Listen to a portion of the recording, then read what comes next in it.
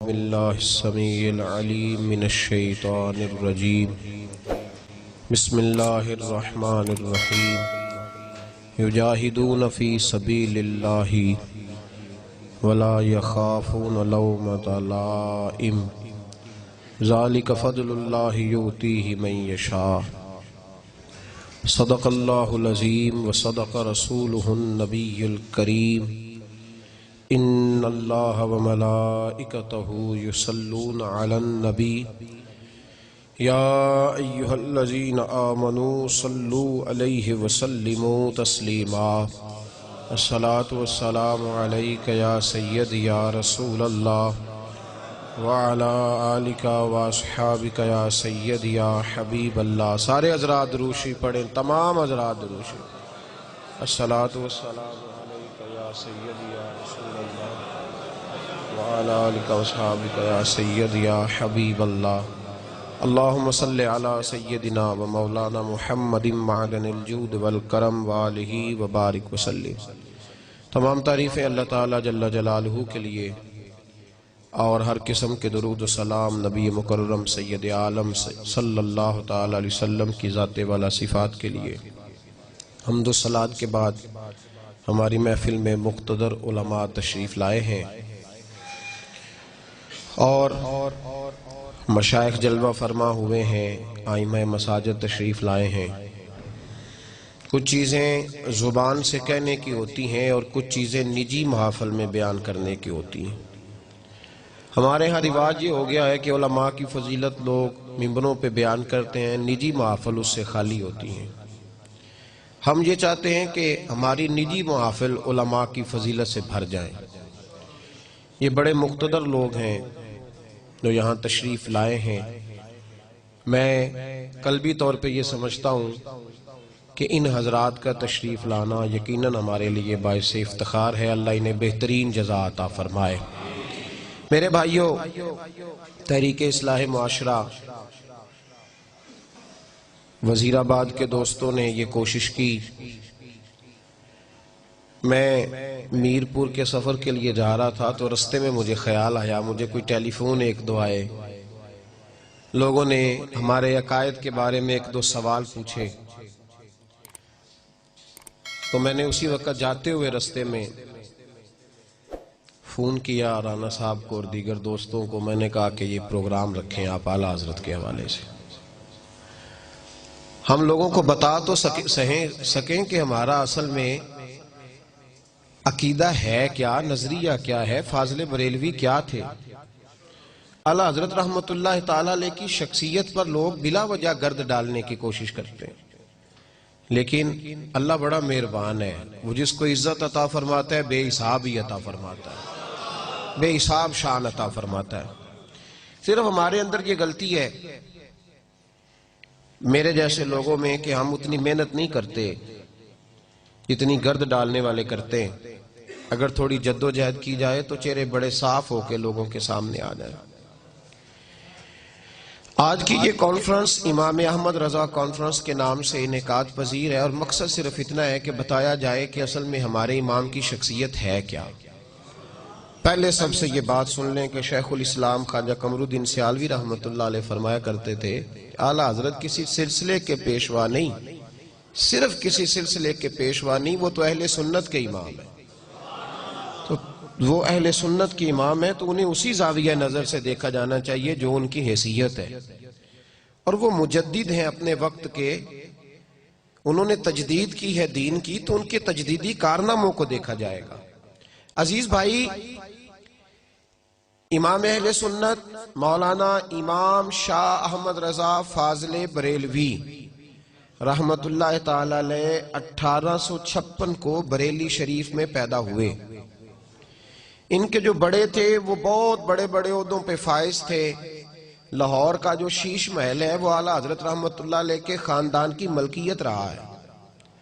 بریلی کا شہر اعلیٰ حضرت کے بڑوں نے فتح کیا تو وہیں قیام پذیر ہو گئے۔ ان کے پردادا دنیاوی عہدے چھوڑ کر ایک درویش کے ہاتھ پہ مرید ہوئے تو پھر سارا گھرانہ رسول اللہ صلی اللہ علیہ وسلم کے دیوانوں اور عاشقوں سے بھر گیا۔ 1856 میں اعلیٰ حضرت پیدا ہوئے ہیں، 1921 میں آپ نے وصال فرمایا ہے۔ سن ہجری کے حساب سے آپ کا 99واں عرس اس وقت منایا جا رہا ہے۔ اعلیٰ حضرت رحمت اللہ تعالیٰ علیہ نے اپنے والد گرامی سے تعلیم حاصل کی، اس دور کے مقتدر علماء کے سامنے بیٹھ کر باقاعدہ پڑھا۔ اللہ کریم کا یہ قانون ہے کہ جس بندے سے کوئی کام لینا ہوتا ہے نا، اس کی خود حفاظت فرماتا ہے۔ یہ قانون ہے اس کا۔ اللہ جسے چن لیتا ہے نا، واللہ یختص برحمتہ من یشاء، وہ جس کو چن لیتا ہے خود بخود اس کی پھر حفاظت بھی فرماتا ہے۔ تو اعلیٰ حضرت رحمت اللہ علیہ 4 سال کی عمر میں ناظرہ قرآن پاک پڑھ گئے۔ 6 سال عمر مبارک تھی جب منبر پہ بیٹھ کے رسول اللہ صلی اللہ علیہ وسلم کا میلاد پڑھنا شروع فرما دیا، اور آپ کی عمر 13 سال ہوئی جب تمام علوم سے آپ نے فراغت پائی۔ ہندوستان کے اندر مسلمانوں کا بسیرا تھا۔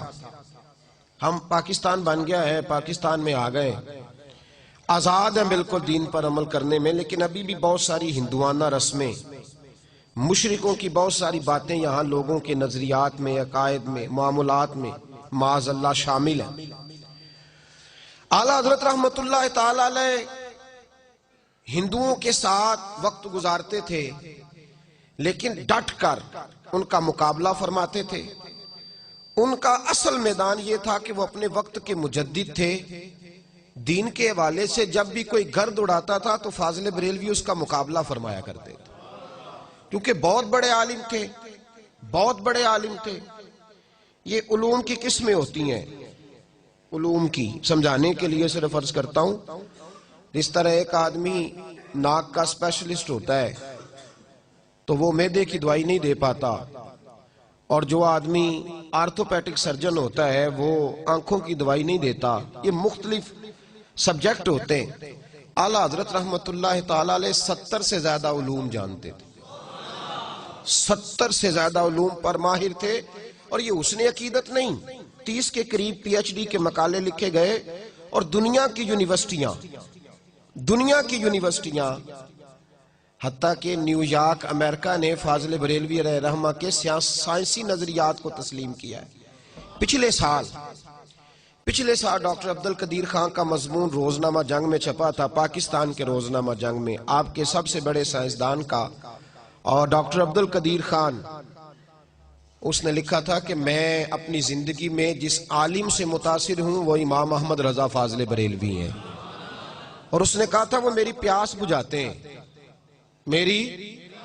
میں جو علوم چاہتا تھا کہ مجھے قرآن و سنت کے ساتھ سائنسی علوم ملیں، وہ جب میں نے فاضل بریلوی کو پڑھا ہے تو وہ پیاس میری بجھ گئی ہے، مجھے ہر چیز وہاں سے میسر آ گئی ہے۔ اعلیٰ حضرت مقابلہ فرما، ہم لوگ نا مرعوب ہو جاتے ہیں، ہم پر روب چلتا ہے، ڈاکٹر کا بھی، انجینئر کا بھی۔ لوگ فٹافٹ کہتے ہیں جی سائنس کہتی ہے، ڈاکٹر کہتے ہیں۔ ایک تازہ فتنہ ہے، یہ کچھ ملنگوں نے، کچھ صوفیاء نے، اور کچھ جاہل ادیب اور شعراء، وہ کہتے ہیں جی سارے اسی کو مانتے ہیں۔ ہمارا ایک سابقہ وزیر اعظم بھی چلا گیا ہندوؤں کی ہولی میں، اور بھی کئی لوگ جاتے ہیں ان کے ساتھ اٹھتے بیٹھتے ہیں۔ فاضل بریلوی کا پڑوس تھا ہندوؤں کے ساتھ، تو کسی شخص نے کہا کہ ہندو ہولی کے موقع پر مٹھائی بانٹتے ہیں، ہم نے اپنے علماء سے یہ سنا ہے کہ کافر کا ذبیحہ حرام ہے، تو مٹھائی کے اندر تو کوئی ایسی چیز نہیں ہوتی جو جانور ذبح کر کے ڈالی جائے۔ میری بات کی سمجھ آ رہی ہے میرے بھائیوں؟ تو فاضل بریلوی سے سوال پوچھا کہ حضور ہولی کے موقع پر جو وہ مٹھائی بانٹتے ہیں، پرشاد دیتے ہیں، تو وہ لینی جائز ہے؟ اعلیٰ حضرت فرمانے لگے یہ ان کا مذہبی تہوار ہے، مسلمان ایک جداگانہ قوم ہے، یہ اپنے مذہبی تہوار منائیں گے، یہ 11ویں کا لنگر کھائیں گے، میلاد کا لنگر کھائیں گے، حلال چیز کھائیں گے، لیکن ہندوؤں کی ہولی کے موقع پر جو مٹھائی بانٹی جائے گی اس کے قریب بھی نہیں جائیں گے۔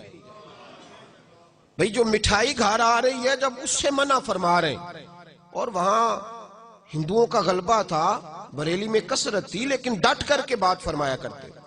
ایک ہندو آپ کے پڑوس میں رہتا تھا اور بڑا امیر کبیر تھا، تو اس نے کہا میں گائے نہیں ذبح کرنے دوں گا۔ آپ نے فرمایا کیوں نہیں تو ذبح کرنے دے گا؟ میرے رسول پاک نے جب پسند فرمائی ہے اور حضور نے اجازت دی ہے تو ہم تو ذبح کریں گے۔ اس نے کہا نہیں کرنے دوں گا، تو اعلیٰ حضرت نے ذبح فرمائی، رات کو خنجر لے کے مارنے کے لیے آ گیا۔ आला हजरत के मकान की दीवार भी गिरी हुई थी, तो वो खंजर लेके सेन में लेटे थे, मारने आ गया, चीखता हुआ वापस चला गया। सुबह नमाज पढ़ के रजा मस्जिद की सीढ़ियां उतर रहे थे तो दौड़ा हुआ आया, कदमों में गिर गया और मैं कहा चल दौड़ जा। कहने लगा मेरी सुनो तो सही, मेरे साथ रात क्या हुआ। फरमाने लगे बस जा ना, तुझे कहा है ना दौड़ जा। कहा सुनो तो सही। आला हजरत रहमतुल्लाह ताला अलैह फरमाने लगे चल फिर बता मुसलमानों को क्या हुआ। कहने लगा रात जब मैं आप पे हमला करने आया हूं तो शेर आपके गिर्द पहरा दे रहा था। आला हजरत फाजिल बरेलवी फरमाने लगे जिस रब रसूल अज़्ज़ा व जल्ला सल्लल्लाहु ताला अलैहि वसल्लम के नाम पर मैं यहाँ पहरा दिए बैठा हूँ और जिनके दीन की मैं तबलीग और प्रचार कर रहा हूँ, तेरा क्या ख्याल था वो मुझे लवारस छोड़ देंगे, तो मेरी हिफाजत ही नहीं करेंगे। आला हजरत ने डट कर, हम लोग बड़ी जल्दी, अब एक डॉक्टरों ने नई बात शुरू की है, वो कहते हैं कजन मैरिज ना करो। को बच्चा बीमार हो जाता है ना, 2, 4, 5 साल का बच्चा है, डॉक्टर के पास ले गए, उसने कहा जी बच्चे के दिल में सुराख है, तो डॉक्टर सवाल पूछते हैं कि कजन मैरिज तो नहीं, उससे क्या होता है जी। कहते हैं उससे बीमारियां पैदा होती हैं। सुनिए ना आपने ये बात। अच्छा हमारे लोग मना ही नहीं करते डॉक्टर को, उसको समझाते ही नहीं। हम 2 मिनट के लिए ये लफ्ज बोलने को तैयार नहीं कि यार तू कैसी बात कर रहा है। नबी पाक सल्लल्लाहु ताला अलैहि वसल्लम ने हजरत फातिमा ज़हरा की शादी मौला अली शेर खुदा के साथ फरमाई है, आपके चचा के बेटे। और उलमा से आप पूछिए, हजरत उम्मे हानी रदी अल्लाह ताला अन्हा जो जनाब अली की बहन है, नबी पाक सल्लल्लाहु अलैहि वसल्लम की चचा ज़ाद है, हुजूर ने उन्हें पैगाम निकाह दिया था। अगर कजन मैरिज में कोई खराबी होती तो क्या रसूल पाक ये रास्ता इख्तियार फरमाते? इतनी ज़ोफ एतकादी लोग फटाफट तैयार हो जाते हैं, बात मान जाते हैं। नबी पाक अलैहिस्सलाम ने जनाब उम्मे हानी को पैगाम निकाह दिया तो हजरत उम्मे हानी अर्ज करने लगे या रसूलल्लाह ये नबी का हुक्म है या मेरे लिए गुंजाइश भी है? तो हुजूर ने फरमाया तेरे लिए गुंजाइश भी है, तुझे इजाजत है। तो अर्ज करने लगी हुजूर मैं शौहर की खिदमत तो कर सकती हूँ, पैगंबर की नहीं कर सकती।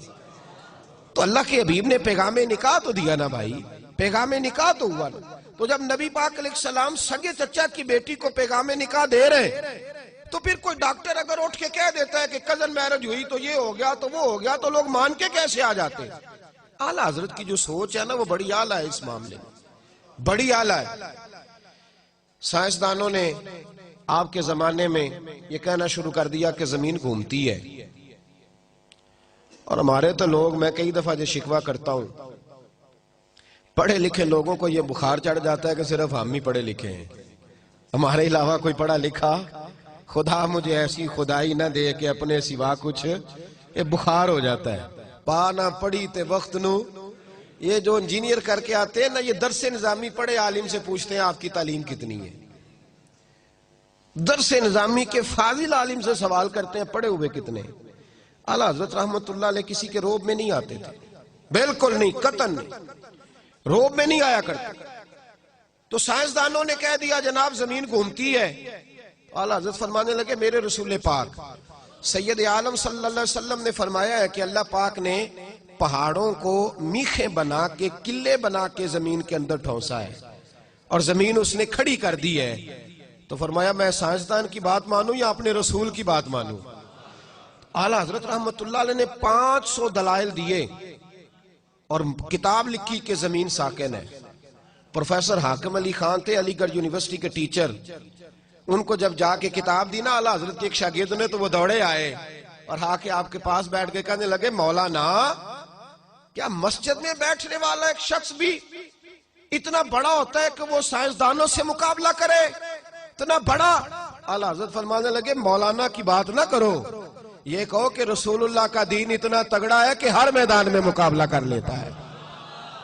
तो मजबूत नजरियात, फिक्री तौर पर मजबूत नजरियात, तगड़े। एक आदमी आपके पास आ गया, वो जायचे बनाते थे सितारों के, मेरे नाम के साथ भी कुछ लोग पीर लिखते हैं, तो मुझे भी कोई लोग आके कहते साडा साहब ते लाओ। वो क्या होता है जी? वो क्या होता है? ज़ोफ़ एतकादी है ना लोगों की, سنا ہے مجھے بتائیں جی میرے لیے یہ کام صحیح ہے کہ نہیں. ایک استخارے کی اجازت ہے شریعت میں، باقی وہ صاحب تو لگائیں، یہ کیا ہوتا ہے؟ تو ایک آدمی تشریف لائے تو وہ ذائچے بناتے تھے. توجہ ہے میری بات پر میرے بھائی نے؟ اعتقاد اتنا مضبوط دیا فاضل بریلوی نے، وہ ذائچے بناتے تھے. آ کر کے اعلیٰ حضرت کے سامنے بیٹھے تو اعلیٰ حضرت رحمت اللہ علیہ فرمانے لگے بتائیے ستاروں کی گردش کیا کہتی ہے، بارش کب ہوگی؟ کہنے لگے حضرت یہ 1 مہینہ تو نہیں ہو سکتی.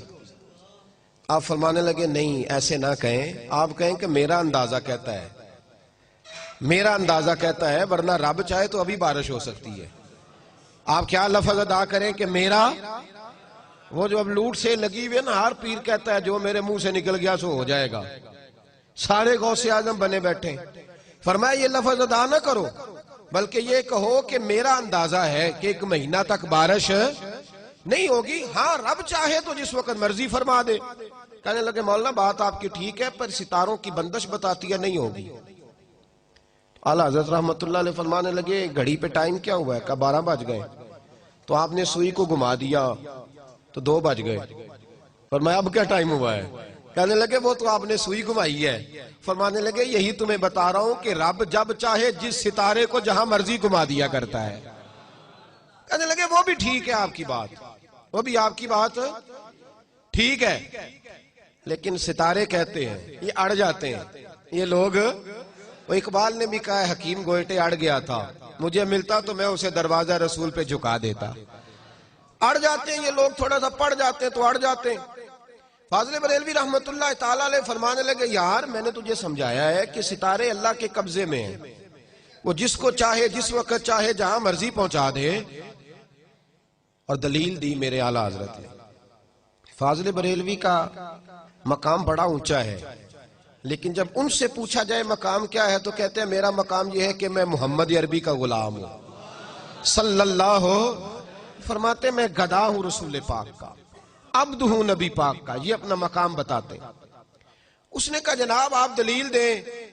اعلیٰ حضرت فرمانے لگے بخاری مسلم میں موجود ہے، ایک شخص نے آ کے حضور کی بارگاہ میں عرض کیا یا رسول اللہ جانور بھوکے مر گئے، پیاس سے جام بلب ہے سارا زمانہ، کھیتیاں خشک ہیں تو جانور بھوکے مر رہے ہیں، مہربانی کریں دعا کریں.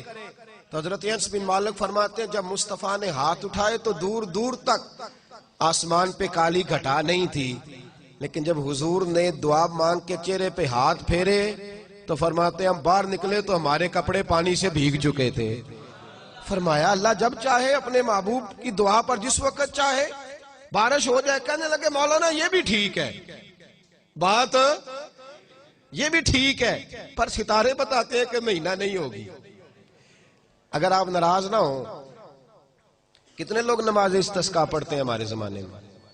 بارش کی دعائیں کتنی ہوتی ہیں؟ سارے یہی کہتے ہیں پیر نیٹ شاہ صاحب سے پوچھو بارش کب ہوگی، اسی سے فتویٰ لیتے رہتے ہیں. او خدا کے بندو ہمیں حکم دیا گیا، یہ حالات خراب ہوئے تو کتنے لوگوں نے کہا ہو باہر میدان میں نکلے مل کے دعا مانگے. کیا سنت نہیں یہ رسول پاک کی؟ کھو گئے ہم سب لوگ، کھو گئے. بس پوچھیں گے موسمیات والوں سے کب ہوگی اور جو وہ کہہ دیں گے وہ ہمارے لیے ٹھیک ہے، ختم بات.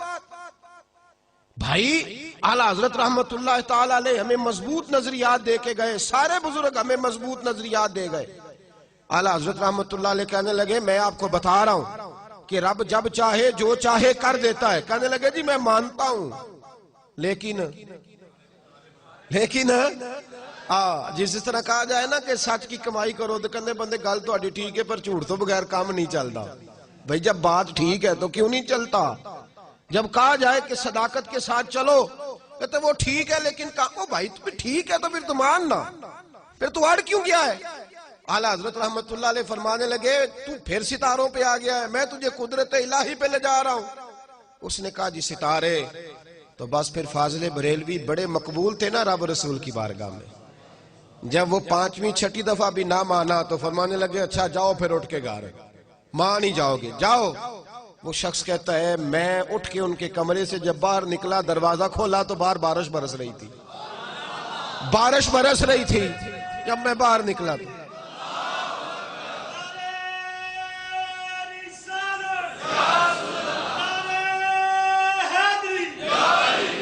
کے آیا، پلٹ کر کے آیا اور آ کے کہنے لگا حضور وہ تو آپ کی کرامت ہو گئی، آپ کی کرامت ہے، بارش برس رہی ہے۔ تو وہ کمپنی کی مشہوری والے لوگ نہیں تھے نا کہ اپنی کرامت دکھا کے تو کہنا چل دوسرے نو دسی جا کے، دوسروں کو بھی بتانا کہ تجھے یہاں سے فرق ہوا میرے دم سے، یہ کوئی چکر نہیں تھا۔ جب کہا نا جناب آپ کی کرامت ہو گئی، اعلیٰ حضرت فرمانے لگے یہ میری کرامت نہیں، یہ میرا رب رسول کے وعدوں پر یقین ہے، یہ میرے ایمان کی قوت ہے، یہ میرے ایمان کی طاقت ہے، یہ قوت ہے میرے ایمان کی۔ کشتی میں بیٹھے تھے، حج کرنے جا رہے تھے، طوفان آ گیا، لوگ تڑپنے لگے، دعا مانگے دعا مانگے۔ اعلیٰ حضرت فرمانے لگے کچھ بھی نہیں ہوگا، کشتی پار جائے گی۔ لوگ کہنے لگے آپ کرامتیں بتا رہے ہیں، آپ لوگوں کا طریقہ یہ ہے، آپ کرامتوں پہ کہتے ہیں کچھ نہیں ہوگا، طوفان دیکھو مد جزر کتنا ہے، جوار بھاٹا کتنا ہے۔ فرمایا کہہ دیا نا کچھ نہیں ہوگا۔ تھوڑی دیر گزری تو طوفان تھم گیا، کشتی کنارے جا لگی، لوگ پیروں میں بیٹھ گئے۔ بابا جی آپ نے کہا تھا۔ فرمایا میں نے نہیں کہا تھا، میں جب کشتی میں بیٹھا تھا تو وہ دعا پڑی تھی جو میرے نبی نے سکھائی ہے، میرے رسول نے جو دعا سکھائی ہے۔ فرمایا تارے ٹوٹ سکتے ہیں، چاند گر سکتا ہے، سورج جگہ چھوڑ سکتا ہے، پر مصطفیٰ کا فرمان غلط نہیں ہو سکتا، یہ غلط نہیں ہو سکتا۔ حضور نے کہا تھا، میں نے پڑھی تھی، لہذا یہ کشتی کبھی ڈوب سکتی نہیں۔ یہ اعتقاد تھا فرض، اور یہ مضبوط نظریات وہ ہمیں دے کے گئے، مضبوط پکے نظریات، قدرت الہی پر، دین کے معاملے میں مضبوط فکر کے مالک تھے اعلیٰ حضرت، مضبوط۔ یہی فکر انہوں نے ہمیں ذات رسالت کے بارے میں بھی دی۔ توجہ ہے نا میری بات پر میرے دوست؟ ایک مولوی صاحب نے اعلیٰ حضرت کے زمانے میں لکھا، بہت بڑا مدرسہ تھا ان کا، انہوں نے لکھا کہ نبی پاک کے بعد بھی کوئی نبی آئے تو ختم نبوت میں فرق نہیں پڑتا۔ اعلیٰ حضرت نے انہیں خط لکھا، فرمایا مولانا آپ سے غلطی ہو گئی۔ کہنے لگے میں نے صحیح لکھا ہے۔ تو آپ فرمانے لگے اگر تو نے صحیح لکھا پھر تو کافر ہو گیا۔ ہمارے زمانے میں مسجد کا امام داڑھی مٹھی سے چھوٹی کرائے تو اس کے پیچھے لوگ نماز پڑھتے ہیں؟ بولے؟ تو اگر پیر صاحب کرائے تو بڑا مولوی ہے نا، اس کو ہاتھی کو نہیں ڈالتا، وہ پیر بڑا مافیا ہے پورا۔ میں ختم نبوت کانفرنس میں چلا گیا تو جو پیر صاحب آئے تھے بہت بڑی گدی کے سجا، ان کی داڑھی اتنی اتنی تھی۔ تو میں نے کہا اس کو آپ نے ختم نبوت کی صدارت پہ بٹھا دیا ہے، اس کو پہلے کہیں کہ تو پیر بنا ہوا ہے، رسول اللہ کا طریقہ تو دیکھ لے، پہلے طریقہ تو دیکھ۔ ایک تاریخی بات اعلیٰ حضرت کی اور سنو، سمجھ آ رہی ہے میری باتوں کی میرے بھائیوں کو؟ ایک شخص نہ لمبے بال رکھے ہوئے تھے، اس کے بال یوں بکھرے ہوئے تھے۔ حکم یہ ہے شریعت کا، نبی پاک صلی اللہ علیہ وسلم کی زلفیں آدھے کندھوں تک، آدھے کانوں تک یا پورے کانوں تک یا کندھوں تک، اس سے زیادہ محبوب نے زلفیں نہیں رکھی۔ اور صاحب فتاوی عالمگیری نے بھی لکھا ہے کہ مرد اگر نیچے زلفیں کرے گا نا کندھوں سے تو حرام ہے اس کے لیے۔ مرد کے لیے کیا ہے؟ بول کے بتائیے، حرام۔ اور نبی پاک علیہ السلام نے فرمایا یہ عورتوں کا طریقہ ہے، اور لعنت ہے اس مرد پر جو عورتوں جیسی شکل بنائے، اور اس عورت پر جو مردوں جیسی شکل بنائے۔ یہ نبی پاک کا فرمان ہے، ملعون کہا۔ تو کہا گیا اعلیٰ حضرت کو ایک شخص نے نا لمبے بال رکھے ہوئے تھے، تو اعلیٰ حضرت سے فرمایا کٹوا بال، بولیے۔ کہنے لگا جی میرے پیر صاحب بھی رکھے ہوئے میرے، اللہ اکبر۔ تو تاریخی بات کہی، یہ رضا کے نیزے کی مار ہے کہ عدو کے سینے میں غار ہے، اسے چارہ جوئی کا وار ہے کہ یہ وار وار سے پار ہے۔ اس نے کہا جی میرے پیر نے بھی رکھے ہوئے ہیں۔ تو تاریخی جملہ کا اعلیٰ حضرت نے، آپ فرمانے لگے کیا کہا تو نے پیر نے بھی رکھے؟ فرمایا شریعت تیرے پیر کی نہیں چلے گی، شریعت محمد مصطفیٰ کی چلے گی، رسول اللہ کی شریعت چلے گی، تیرے پیر کی شریعت، ہاں شریعت نبی پاک کی ہے۔ پیر نے رکھے ہیں تو کیا بات ہو، غلط کام کرے گا تو مانا جائے گا کیا؟ یہ نظریہ تھا۔ تو بڑا مولوی تھا، بڑا مدرسہ تھا، اس نے کہہ دیا ختم نبوت میں کوئی بات کرے تو فرق نہیں پڑتا۔ اعلیٰ حضرت نے پہلے سمجھایا، اب اس کو کوئی ہاتھ نہیں ڈالتا تھا، تو فاضل بریلوی نے ڈالا، ملک سخن کی شاہی تم کو رضا مسلم، جس سمت آ گئے ہو سکے بٹھا دی۔ اور پھر ایک اور مولوی اٹھا، اس نے کہا جی ان اللہ علی کل شیء قدیر، اللہ ہر چیز پہ قادر ہے، تو جھوٹ بولنے پہ بھی قادر ہے۔ فاضل بریلوی نے سمجھایا، جب نہ مانا تو فتوی کفر دیا۔ ایک اور اٹھ کھڑا ہوا، اس نے کہا جیسا علم نبی پاک کو ہے ویسا جانوروں پاگلوں سب کو ہے۔ اس کے گلے میں پھولوں کا ہار ڈالنا چاہیے تھا، دیانتداری سے بتانا، پھولوں کا ہار ڈالنا چاہیے تھا۔ اعلیٰ حضرت نے فرمایا تو بھول گیا ہے، وَعَلَّمَكَ مَا لَمْ تَكُنْ تَعْلَمْ، اللہ نے سب سے زیادہ علم اپنے نبی کو عطا فرمایا ہے۔ اس نے کہا جی چونکہ چنانچہ میرا مطلب تھا، یہ تھا وہ تھا۔ جب بحث بڑھنے لگی تو فاضل بریلوی نے قرآن پاک پڑھا۔ فرمایا کیا کہا تم نے؟ یہ مطلب تھا وہ مطلب تھا، تم نے قرآن نہیں پڑھا؟ یا ایھا الذین آمنوا لا تقولوا رعینا وقولوا انظرنا، اللہ فرماتے ہیں میرے محبوب کے بارے میں وہ لفظ بھی نہ بولو جس لفظ کے دو معنی نکلتے ہو، ایک ادب والا ایک بے ادبی والا۔ فرمایا تمہیں پتہ نہیں یہ بارگاہ کون سی ہے؟ تم نے وہ جملہ بولا کیوں جس کا کوئی پہلو بے ادبی والا نکلے، لیکن وہ باز نہیں آیا۔ پھر اعلیٰ حضرت نے فرمایا کافر ہو گیا ہے۔ کہنا چاہیے تھا کہ نہیں کہنا چاہیے تھا؟ لوگ کہنے حلوے تے لڑائی ہوئی سی۔ عجیب چکر ہے بھائی، وہ تو مربوں کے مالک لوگ تھے۔ اعلیٰ حضرت کی زمین جو تھی وہ سینکڑوں ایکڑ تھی۔ وہاں تو میں رہا ہوں بریلی شریف، میں نے دیکھا ہے ہزاروں لوگ تو شام کو روز لنگر کھاتے ہیں ان کے دروازے سے۔ انہوں نے حلوے سے لڑنا تھا؟ تو غیرت مند تھے رسول اللہ کے نام پر۔ انہوں نے کہا میں تمہیں یہ بات کہنے کی اجازت۔ ایک چوتھا مولوی اٹھا تو اس نے کہا نماز میں گدے بیل کا خیال آئے تو نماز نہیں ٹوٹتی، اور حضور کا آ جائے تو ٹوٹ جاتی ہے۔ اور بڑی لاجک ہے اس نے بڑا فلسفہ دیا ہے۔ آپ تو خوش عقیدہ لوگ ہیں نا تو استغفر اللہ کہہ رہے ہیں، اس نے فلسفہ دیا ہے۔ توجہ ہے میری بات پر میرے بھائیوں؟ اور یہ کتابوں میں باتیں آج بھی لکھی ہوئی ہیں، اسی طریقے سے آپ کو مل جائیں گی۔ میں ایک پہلو صرف، چونکہ میں نے نظریات چھیڑ دی اعلیٰ حضرت کے، تو میں ایک پہلو صرف بیان کر رہا ہوں۔ اس پہلو کو چھیڑنا بڑا اہم ہے اس دور میں۔ تو اس نے لاجک پیش کی، کہنے لگا کہ نماز میں گدے بیل کا خیال آئے گا تو عزت کے ساتھ نہیں آئے گا۔ گدھا کوئی عزت والی شے نہیں، بیل کوئی بظاہر عزت والی شے۔ تو نبی پاک علیہ السلام کا جب خیال آئے گا نا تو وہ عزت کے ساتھ آئے گا۔ تو نماز میں اگر غیر خدا کی عزت کرو گے تو نماز ٹوٹ جائے گی۔ کیسا فلسفہ ہے نا فلسفہ؟ اور اس پہ بڑے سارے لوگ اس نے لگائے جو آج بھی لگے ہوئے ہیں۔ یہ لاجک دی اس نے۔ اور بہت سارے عقل مند ہوتے ہیں جو بس بیچارے الجھ جاتے ہیں۔ میری بات کی سمجھ آئی میرے بھائیوں؟ تھوڑا سا مضمون میں نے مشکل چھیڑا ہے لیکن یہ ضروری بڑا ہے۔ اللہ کرے میری قوم اس مضمون کو سمجھ جائے، آمین تو کہنا سارے۔ اللہ کرے آپ سمجھ جائیں۔ آپ ساری زندگی ہم سے ہی سوال پوچھتے رہتے، سمجھے اس پہلو۔ فاضل بریلوی رحمت اللہ تعالیٰ علیہ کے سامنے اس نے کہا کہ نماز کے اندر حضور کا خیال آئے گا تو تعظیم کے ساتھ آئے گا، تو اللہ کی عبادت میں غیر کی تعظیم آ گئی تو نماز ٹوٹ جائے گی۔ علماء بڑے تھے اس وقت بھی، سارے چپ رہے کیونکہ مولوی بڑا تھا۔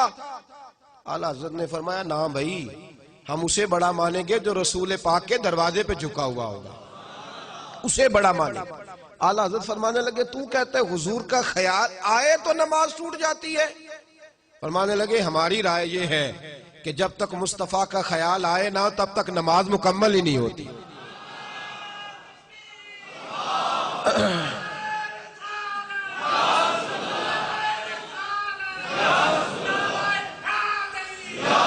میں تو اتنے نعروں کے حق میں نہیں ہوں، لیکن جو آدمی نعرہ لگا رہا تھا اس کے اندر جذبہ بہت زیادہ تھا۔ آپ نے شاید دیکھا ہے کہ نہیں دیکھا، باقی آپ سب کو ٹھنڈ لگ رہی تھی، یہ بھی میں نے دیکھا ہے میرے سمیت۔ تو آپ جذبے جو ہوتے ہیں نا، جذبے وہ قابل قبول ہوتے ہیں۔ میں تو اتنا قائل ہی نہیں نعرے کا، لیکن بہرحال لگانے والے نے بتایا ہے کہ میں جذبے سے لگا رہا ہوں، اور اس طرح لگ جائے تو پھر بڑی بات ہو جاتی ہے۔ بہرحال اعلیٰ حضرت رحمت اللہ علیہ نے فرمایا کہ ہماری نماز اتنی دیر تک ہوتی نہیں جب تک رسول پاک کا خیال، اور دلیل دی میرے امام نے، ایسے ہی بات نہیں کی، دلیل دی۔ فرمایا اٹھاؤ نہ سیاستہ۔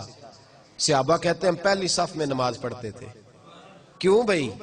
حضرت بلال سے پوچھا گیا کیوں پہلی صف میں پڑھتے تھے؟ تو آپ فرمانے لگے اس لیے کہ نماز بھی ہوتی رہتی تھی، چوری چوری رسول اللہ کی دید بھی ہوتی رہتی، اس لیے ہم نماز پڑھتے تھے۔ ادائے دید، اقبال کہنے لگے ادائے دید سراپا نیاز تھی تیری، اور کسی کو دیکھتے رہنا نماز تھی تیری۔ دیکھیے نا، نبی پاک علیہ السلام ایک قبیلے کی صلح کرانے تشریف لے گئے تو فرمایا میں دیر سے آیا تو نماز پڑھ لینا۔ یہ بخاری مسلم میں موجود ہے۔ محبوب کو آنے میں دیر ہوئی، حضرت بلال نے اقامت پڑھی تو پتا تھا صحابہ کو امام بنانا کس کو ہے، جناب صدیق اکبر کو امام بنا لیا گیا۔ انہیں پتا تھا کہ حضور کے بعد امامت کس کو دینی ہے۔ حضرت ابوبکر صدیق امام بنے، نبی پاک صلح کرا کے آئے،